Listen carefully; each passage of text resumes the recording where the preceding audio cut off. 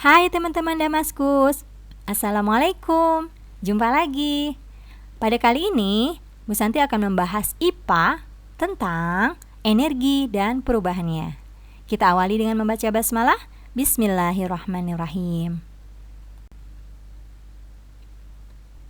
Ketika kalian mendorong meja, menarik kursi, atau bahkan sekadar menyobek kertas, kalian sudah melakukan gaya terhadap benda tersebut sehingga memengaruhi gerak benda tersebut.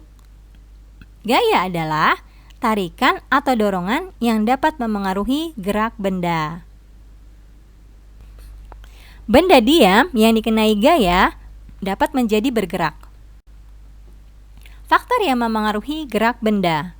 Benda bergerak yang dikenai gaya dapat bergerak makin cepat atau bahkan dapat bergerak makin lambat atau bahkan berhenti dan dapat juga bergerak berubah arah.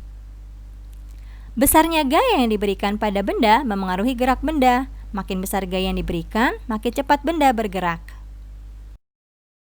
Nah, sekarang alat yang berhubungan dengan gaya dan gerak apa saja?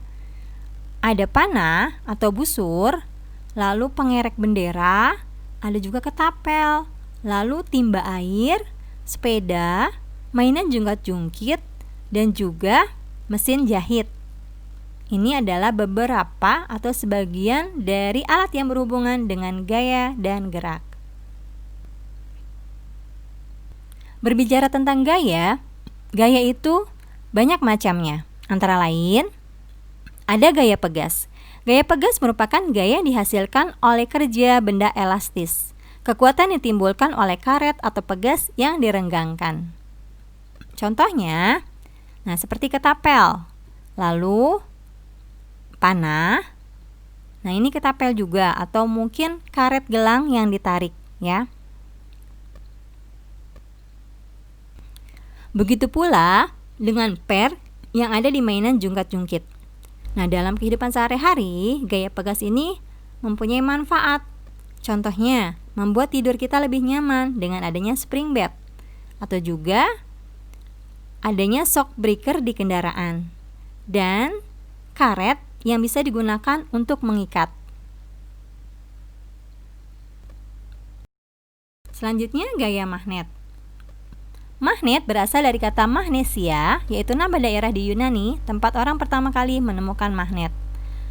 Magnet mampu menarik benda-benda tertentu yang bersifat benda magnetis, seperti logam yang terbuat dari besi, nikel, juga kobalt.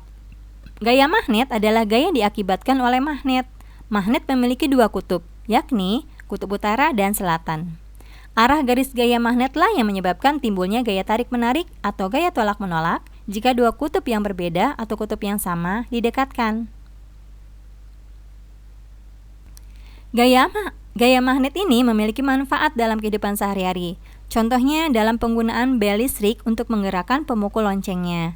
Juga dalam pemanfaatan kompas sebagai penunjuk arah di bumi. Lalu, dalam dinamo sepeda dan generator untuk membangkitkan tenaga listrik. Juga mengangkat rongsokan besi. Bisa juga sebagai hiasan yang bisa menempel di kulkas. Gaya selanjutnya adalah gaya gesek. Gaya gesek merupakan gaya yang terjadi karena bersentuhannya dua permukaan benda. Contohnya gaya yang bekerja pada rem sepeda.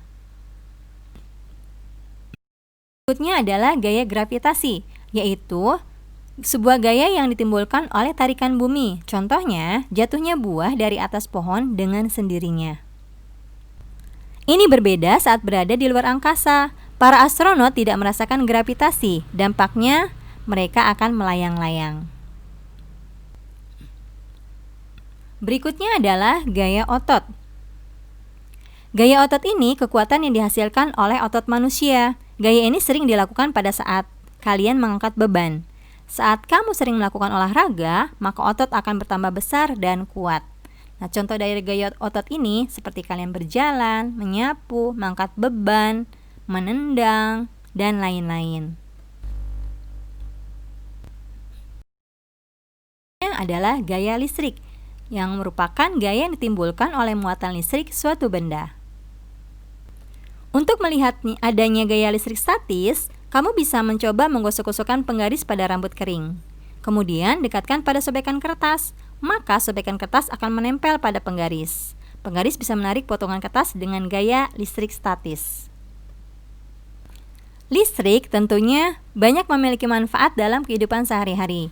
Sebagai contoh, untuk memberikan penerangan, memberikan tenaga bagi peralatan elektronik, atau bahkan juga dapat memberikan manfaat untuk memacu jantung yang berhenti bekerja dengan alat pacu jantung. Nah, sekarang energi listrik. Berbagai sumber energi listrik antara lain, yang pertama adalah dinamo sepeda. Selanjutnya adalah generator, lalu berikutnya aki atau akumulator, dan baterai. Ini adalah beberapa sumber energi listrik. Nah, berikutnya adalah sumber energi yang jauh lebih besar dibandingkan sumber energi yang tadi Bu Santi sebutkan. Generator adalah energi atau sumber energi yang hanya mampu memenuhi kebutuhan energi listrik dalam satu rumah. Lalu bagaimana dengan kebutuhan energi dalam satu kota misalnya? Nah, berikut adalah sumber energi yang dapat digunakan atau yang dapat memenuhi kebutuhan energi listrik dalam sebuah kota. Yang pertama, nah ini adalah pusat listrik tenaga air atau PLTA. Lalu pusat listrik tenaga diesel atau PLTD, pusat listrik tenaga uap atau PLTU, pusat listrik tenaga nuklir atau PLTN, pusat listrik tenaga matahari atau surya atau disebut juga PLTS. Lalu pusat listrik tenaga angin. Dan terakhir pusat listrik tenaga panas bumi atau geothermal atau PLTG. Nah, mari kita bahas satu persatu tentang pusat listrik ini ya. Pertama, PLTA. Cara kerja PLTA dapat kita lihat dari siklus gambar tersebut ya, yaitu air dari tandon atau sungai masuk pada turbin melalui penstock untuk memperbesar tekanan hidrostatis. Lalu katup pengaman berguna untuk mengatur aliran air yang masuk ke head race tunnel, juga untuk menghentikan aliran air. Nah, energi potensial air menggerakkan turbin sehingga menghasilkan energi gerak yang dikonversi menjadi energi listrik oleh generator. Energi listrik dari generator ini diatur dan ditransfer oleh main transformer agar sesuai dengan kapasitas transmission line atau tegangan, daya, dan lain-lain, untuk kemudian dibagikan ke rumah-rumah. Selanjutnya adalah PLTU atau pembangkit listrik tenaga uap. Pembangkit ini menggunakan tenaga dari uap air untuk menggerakkan turbin. Prinsipnya adalah memanaskan air. Air berubah menjadi uap dan uap bertekanan akan memutar turbin. Nah, di Indonesia, PLTU selalu menggunakan batu bara sebagai sumber energi untuk memanaskan air. Berikutnya adalah PLTN. Pembangkit listrik tenaga nuklir atau yang lebih kenal dengan singkatan PLTN sudah digunakan teknologinya lebih dari 50 tahun yang lalu. Keunggulan PLTN ini adalah tidak menghasilkan emisi gas CO2 sama sekali. Selain itu, PLTN juga mampu menghasilkan daya stabil yang jauh lebih besar jika dibandingkan dengan pembangkit listrik lainnya. Nah, perlu diketahui bahwa bahan bakar uranium yang sudah habis dipakai dapat didaur ulang kembali menghasilkan bahan bakar baru untuk teknologi di masa depan. Prinsip kerja PLTN hampir mirip dengan cara kerja pembangkit listrik tenaga uap berbahan bakar fosil lainnya. Nah, jika PLTU menggunakan boiler untuk menghasilkan energi panasnya, PLTN menggantinya dengan menggunakan reaktor nuklir. Berikutnya adalah panel surya. Pembangkit listrik tenaga surya atau PLTS menggunakan sel surya sebagai sumber tenaga listrik. Berbeda dengan pembangkit jenis lain yang menggunakan tenaga pemutar dan generator, PLTS tidak menggunakan generator dan prime mover sebagai untuk menghasilkan listrik, melainkan dari reaktor foton pada sel surya. Nah, ini adalah pusat listrik tenaga angin. Turbin angin adalah kincir angin yang digunakan untuk membangkitkan tenaga listrik. Turbin angin ini pada awalnya dibuat untuk mengakomodasi kebutuhan para petani dalam melakukan penggilingan padi, keperluan irigasi, dan lain-lain. Turbin angin terdahulu banyak dibangun di Denmark, Belanda, dan negara-negara Eropa lainnya yang dikenal dengan nama windmill.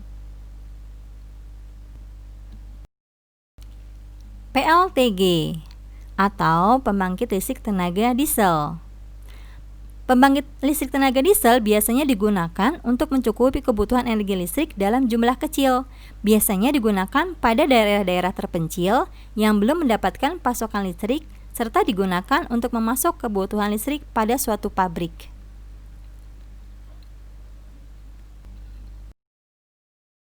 Nah, ini adalah struktur dari PLTD. Perubahan energi listrik. Ternyata energi listrik dapat diubah-ubah. Nah, dapat diubah menjadi apa saja? Yang pertama, dapat diubah menjadi energi panas. Lalu energi gerak. Contoh perubahan energi listrik menjadi energi panas atau cahaya adalah lampu. Juga pada setrika listrik. Contoh perubahan energi listrik menjadi energi gerak atau kinetik yaitu pada kipas angin. Nah, berikutnya energi listrik berubah menjadi energi bunyi yang terjadi pada radio atau tape recorder. Dan energi listrik juga dapat berubah menjadi energi cahaya atau juga sama dengan energi panas tadi ya. Contoh dari energi cahaya ini adalah lampu. Nah, berikut adalah beberapa istilah dalam listrik. Yang pertama, V atau V, singkatan dari volt, merupakan satuan tegangan listrik. Voltmeter adalah alat untuk mengukur tegangan listrik.